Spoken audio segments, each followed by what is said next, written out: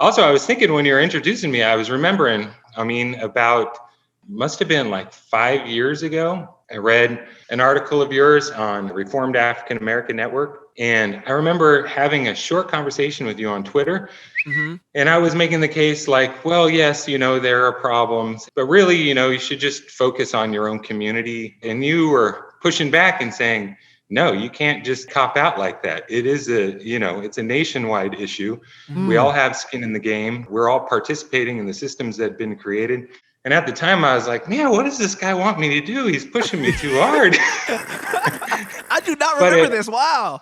It had a lot to do with the process of me, coming to understand the reality, not just the mythology that I had received in my own life and pretty much clung to almost for, the sake of what I thought might be my own mental health. But eventually you got to break that thing. You can't treat it as precious and keep it intact if it's a lie and if it's hurting people, Message. Just pointing that out because I think you had a fair amount to do with that process. So I want to let you know.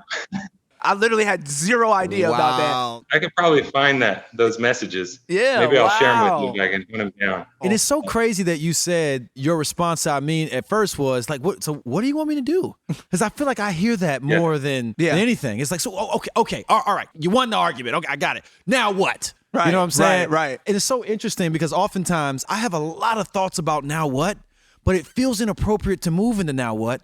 Because I don't think you really understood what the problem was. Right. So I don't think we're actually on the same page about the issue. So it feels uncomfortable to start talking about the prescription.